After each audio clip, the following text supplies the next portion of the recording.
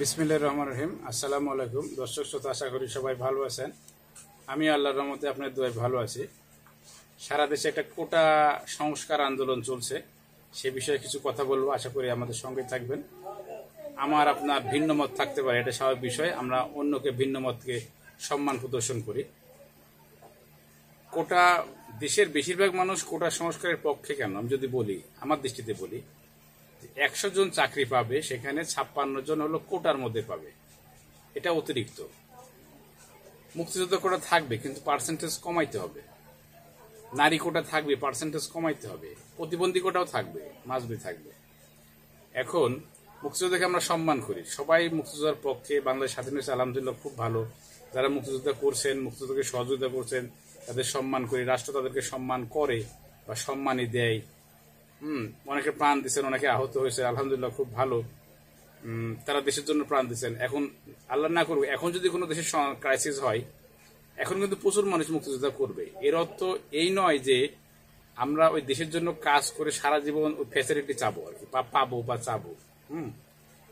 মুক্তিযোদ্ধাদের সম্মান দেওয়া হচ্ছে।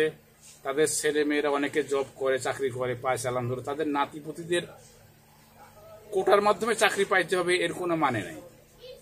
তারা মেধা থাকলে অবশ্যই ওই মেধা তালিকা অনুযায়ী সে চাকরি পাবে, আলহামদুলিল্লাহ, কোনো সমস্যা নাই। আর মুক্তিযোদ্ধার বাইরে যারা আছে তারা তো অবশ্যই চাকরির অধিকার রাখে, তাই না? এটা কোটার মাধ্যমে যদি অনেকগুলো চাকরি চলে যায়, তাহলে সাধারণ মানুষ কিন্তু সমস্যায় পড়ে। প্রচুর বেকার মানুষ, বেকার যুবক যুবতী আছে যারা চাকরি পায় না, ভালো ভালো লেখাপড়া করে দেশ বিদেশে যায়, বিভিন্ন প্রতারণার মাধ্যমে পড়ে।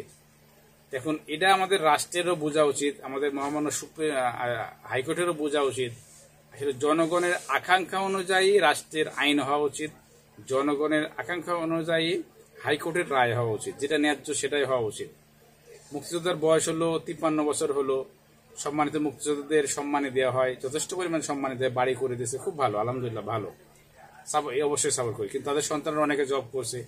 তাই নাতিপুতিরা তার কোটায় যে চাকরি পাবে কেন, এই জিনিসটা আমার আমি ব্যক্তিগতভাবে এটাকে সাপোর্ট করি না। এই জন্য দেশের মানুষ চায় যে তারা মেধাবী যারা, তারা যোগ্যতার ভিত্তিতে চাকরি পাক। চাকরি পাওয়া যে কি কঠিন, যারা চাকরি পায় বা চাকরি পাওয়ার চেষ্টা করছে তারাই জানে। আসলে বুঝছেন, আমরা বিজনেস করে আমরা অতটা বুঝবো না। এই বিষয়গুলো সরকারের একটু মাথায় রাখা উচিত। যারা চাকরি চাচ্ছে, কোটা সংস্কার, তারা কিন্তু মুক্তিযোদ্ধাকে অসম্মান করছে না।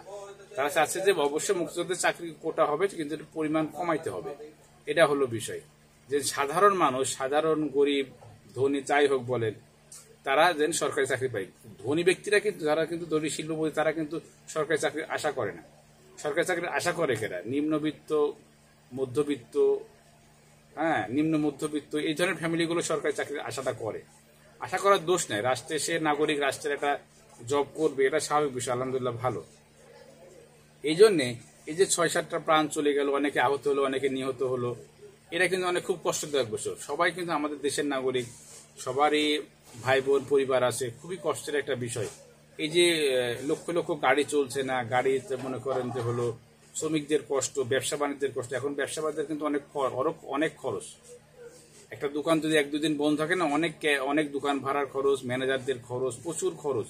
এই ব্যবসায়িকদের কিন্তু অনেক লস হচ্ছে, যেটা আমি আপনাকে কল্পনা করতে পারবো না। এই জন্য উচিত এই আন্দোলনটা যেভাবে কমানো যায়, বা বন্ধ করা যায়, জনগণের চাহিদাকে রাষ্ট্রকে মেনে নেওয়া উচিত। জনগণের চাহিদাকে রাষ্ট্রকে মেনে নেওয়া উচিত। রাষ্ট্রের উচিত হলো জনগণের আশাকাঙ্ক্ষা ফিল আপ করার জন্য সর্বোচ্চ চেষ্টা করা উচিত। আমি আশা করি যে সরকার, মহামান্য হাইকোর্ট এই বিষয়টা গুরুত্ব দিবেন এবং খুব অল্প সময় যেন এই সমস্যার সমাধান করে। আমাদের সন্তানদের কিন্তু লেখাপড়ার চরম ক্ষতি হচ্ছে, স্কুল কলেজ বন্ধ, শিক্ষকরা একটা আন্দোলন করতেছিল, ওটা আন্দোলন চলছে। যাই হোক, এটাই বেশি ফোকাস, ছাত্রদের আন্দোলনটা বেশি ফোকাস। লেখাপড়া কিন্তু প্রচুর খরচ, সময় ব্যয় হচ্ছে, লেখাপড়া পিছিয়ে যাচ্ছে। করোনার মধ্যে কিন্তু অনেক পিছিয়ে গেছে, ওই গ্যাপটা কিন্তু এখনো সেভাবে ফিল আপ হয়নি। এই জন্য রাষ্ট্রের উচিত যে রাষ্ট্রের জনগণের আকাঙ্ক্ষা অনুযায়ী তাদের যেন এই দাবিগুলো মেনে নিয়ে একটা সংস্কার করে, কম বেশি করে একটা মেনে নেওয়া উচিত। মহামান্য হাইকোর্টেরও উচিত যে এই অনুযায়ী রায় দেওয়া, যেটা হলো জনগণের আকাঙ্ক্ষাটা ফিল আপ হয়। জনগণ কিন্তু চাচ্ছে না যে আমাদের সবাইকে চাকরি দাও। স্টুডেন্ট চাচ্ছে কি, যে সংস্কারটা করে চাকরির কোটার পরিমাণটা কমায় আমরা যেন ও পাবে তাই না, আরেকজন পাবে, যে কোনো স্টুডেন্ট পাবে চাকরি, তাই না? এই হলো বিষয়। তো এই বিষয়গুলো মাথায় রেখে যেন কাজ করা হয়। সবাই ভালো চিন্তা করুন, সবাই শান্ত থাকুন এবং সবাই আমরা যেন অন্যের ক্ষতি না করি, এই বিষয়টা খেয়াল করি। রাষ্ট্রের জন্য ক্ষতি না করি, রাষ্ট্রের সম্পদকে রক্ষা করি, কারণ রাষ্ট্রের সম্পদ নষ্ট হলে কিন্তু আমাদের লস, কারণ আমাদের টাকা দিয়ে রাষ্ট্র ওই জিনিসটাকে আবার রিকভারি করবে। এই জন্য রাষ্ট্রের সম্পদ আমরা কখনো ক্ষতি করব না, এই বিষয়টা খেয়াল রাখা উচিত এবং রাষ্ট্রেরও উচিত জনগণের আশা-আকাঙ্ক্ষা পূরণ করা উচিত। হাইকোর্ট যেন এই বিষয়টা নজর দেয়। সবাই ভালো থাকুন, ভালো চিন্তা করুন এবং ভালো কাজ করুন। আল্লাহ হাফেজ।